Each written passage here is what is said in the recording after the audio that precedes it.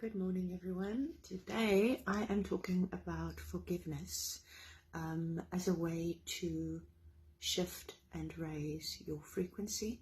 I'm talking about the holographic universe and solipsism. So let's start with solipsism. So solipsism is a word that means that you think you're the only person that exists, right? So it's the shadow side of awakening.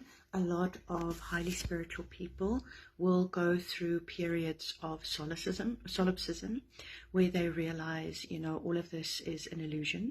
And then they might start thinking that they are the only dreamer and that everyone is their dream. Now, the weird thing about solipsism is it has a kernel of truth in it, right?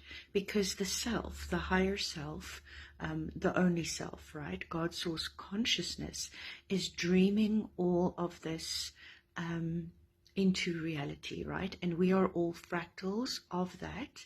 And therefore, solipsism is true in a way because it is you dreaming all of this, but not the little you, right? Not the little you. And as I said before, if you look at Indra's web, if you look at the holographic universe, Indra's web is a web with a bunch of little droplets on it, and each droplet reflects every other droplet. So in every droplet, you can see all of the other droplets reflected if you zoom into it, right? And this is true for us because we are a microcosm of the macrocosm, right? Also, we don't see life as it is. We see it as we are. So having prefaced with all of this, forgiveness is incredibly important because firstly you have to remember that everyone is living according to their level of consciousness, and they actually think that what they are doing is justified, right? Until they realize that it's not. And if you look at your life and if you look at the mistakes that you've made, then this is true for you too, right? You can't judge previous versions of yourself because you didn't know then what you knew now. Now you know. Also, with different levels of consciousness, even if you tell somebody, you've got a blind spot, this is what's happening here, if they're not on a high enough level of consciousness to be able to do shadow work, let's say they've got shame blocking them, right? Then they won't be able to see that. Even if you take out the PowerPoint, right? We've all been in relationships where we've taken out the PowerPoint and the flow chart and we've tried to explain to somebody why they're doing, what they're doing and how they shouldn't be doing it. But trying to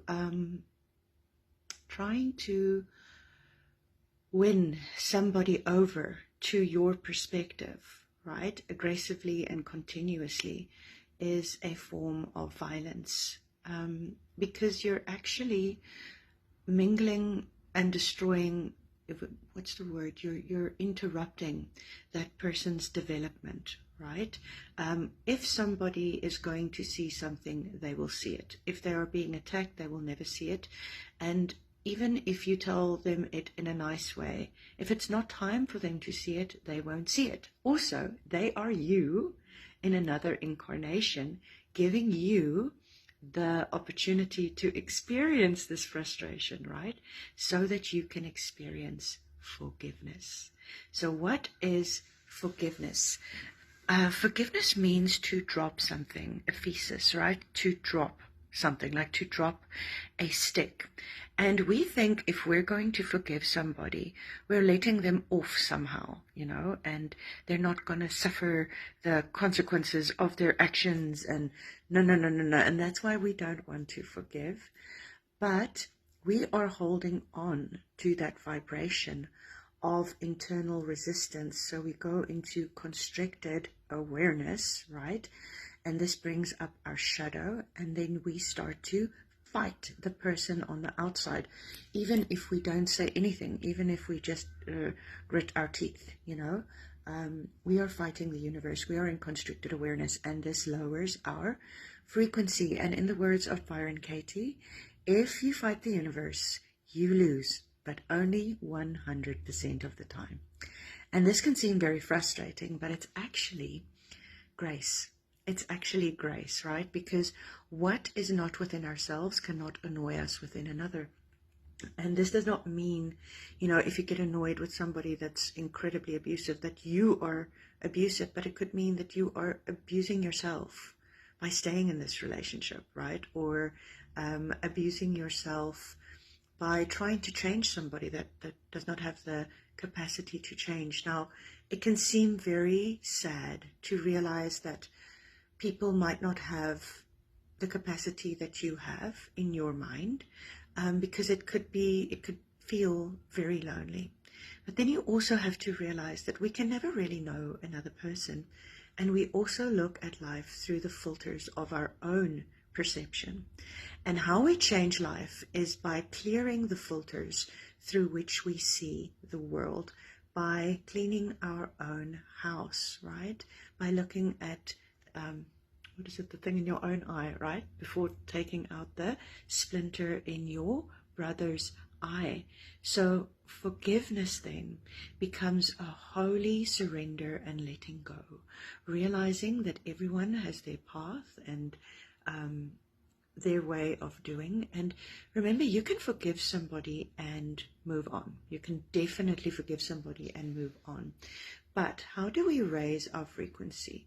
By forgiveness. Okay, so firstly, it's very important to feel what you are feeling. You can't bypass it. If you are angry or saddened or frustrated by somebody, you can't bypass this, right? You have to feel it without shame, without trying to imagine yourself more spiritual than what you really are. If you really feel hurt, feel the hurt, right?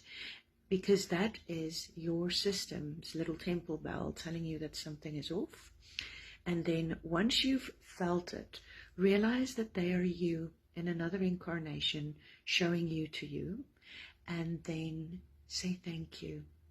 Thank you that I can feel this frustration. Thank you that I can feel this hurt, because it helps me to let go, right? Let go of either the person, let go of wanting to change people, and let go of this vibration within me. But you can only let go of it if you look at it with love. It's like a monster on an ayahuasca ceremony, right?